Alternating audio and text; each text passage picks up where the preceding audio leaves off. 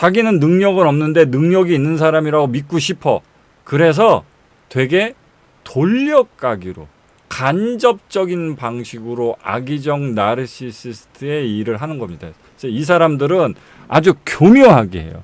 일단 앞에서 누가 의견을 내면 전적으로 동의를 안 합니다.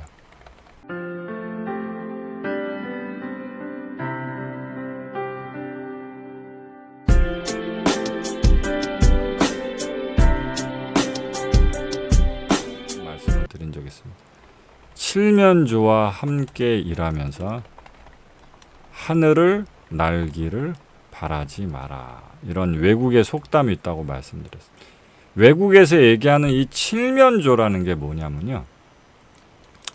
어떤 회사에서 회의를 한다고 쳐봐요. 여기서 갑이라는 사람이 이번에 제품을 이렇게 디자인해서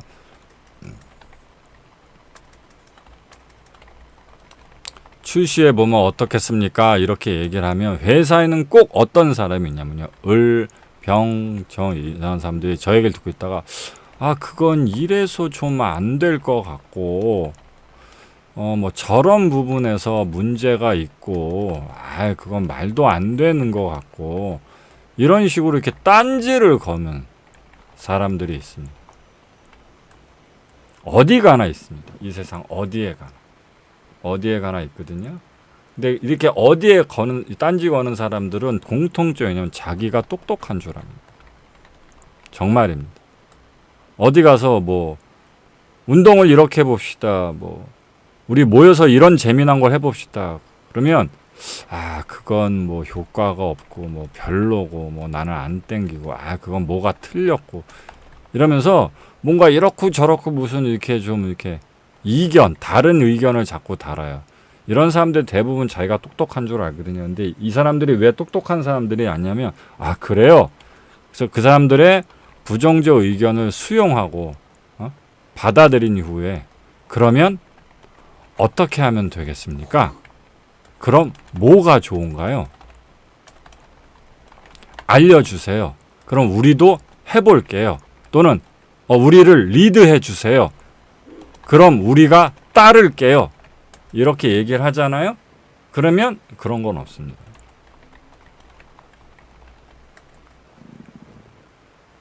그런 건 없어요.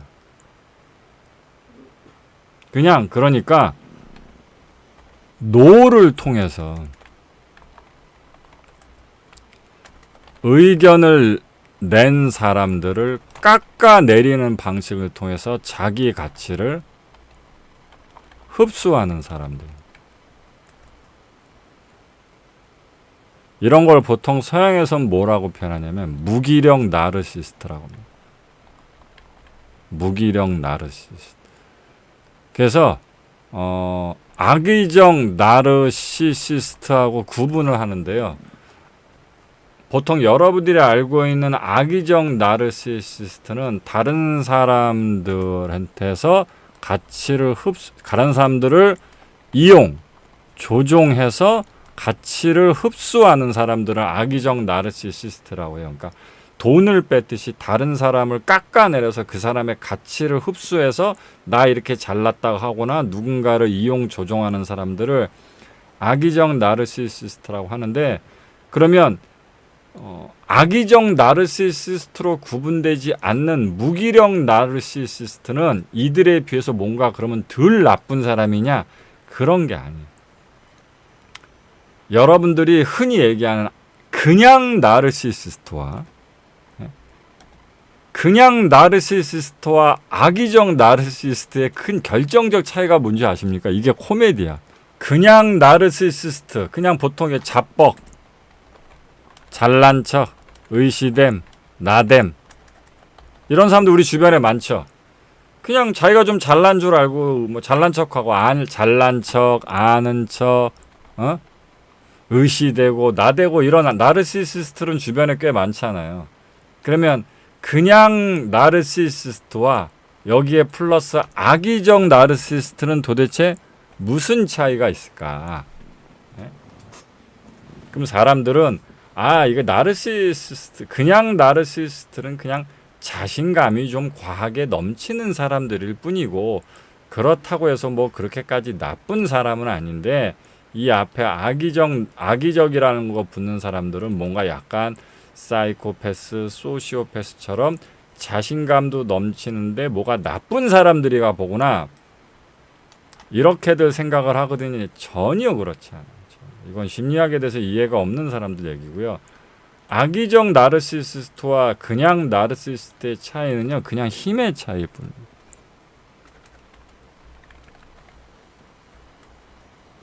힘의 차이.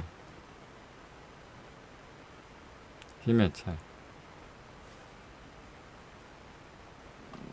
힘의 차이라서 악의적 나르시시스트는 누군가로부터 쟁취할 힘이 있는 거예요. 그리고 그냥 나르시시스트는 쟁취할 힘이 없어서 착해 보이는 겁니다. 그래서 아까 말씀드리는 칠면조, 부정적 의견자인 칠면조도 똑같습니다. 이들은 자신이 힘을 갖고, 똑똑함과 힘을 갖고 권력을 누리고 리더를 하고 해결을 하고 싶은데 그 능력은 안 돼. 그럼 능력이 안 되면 난 능력이 없나 보다라고 받아들이면 되는데, 그게 받아들여지지 않으니까 자기는 능력은 없는데 능력이 있는 사람이라고 믿고 싶어. 그래서 되게 돌려가기로, 간접적인 방식으로 악의적 나르시시스트의 일을 하는 겁니다. 그래서 이 사람들은 아주 교묘하게 해요. 일단 앞에서 누가 의견을 내면 전적으로 동의를 안 합니다. 대표적으로 참 이런 거 있잖아. 그래요? 그렇군요. 이런 반응을 하면 그렇군요. 그쪽 생각은 그렇다는 거군요. 뭐 이런 식으로 합니다. 그리고 뭐 약간 뭐 뜨뜻미지근한 발언. 또는 다들 할 때 자기만 동참 안 하기. 조금 더 신중하게 따져봐야 하지 않을까요? 뭐 이런 의견. 또는 확실한 증거가 있나요? 잘 안 됐을 시 누가 이걸 책임질 거죠? 요런 거 자꾸 합니다. 요런 거 합니다. 그래서 어떤 식으로든 많이 돌려서, 근데 이게 본인도 못 느끼면서 본능적으로 나오는 거라서 이런 식으로 얘기를 해요. 그래서 그리고 이런 것들이 자기가 힘은 없는데 힘이 있는 자라는 어떤 자기 최면을 위해서 하는 거잖아요. 이런 어떻게 생각하면 확신범이죠. 확신범적 범죄자이기 때문에 이들은 그 부정의 근거나 논리를 꼭 가집니다. 그래서 이 거의 현대인들의 대부분이 자기의 세계관, 가치관을 이 칠면조 사고로 거의 대부분 구성하고 있어요. 그래서 여기서 나오는 공식이 뭐냐? 어제는 뭐라고 말씀드렸죠? 내가 주인공이 아닌 스토리는 절대로 세계관이나 가치관이 될 수 없다. 이 공식 어제 말씀드렸죠.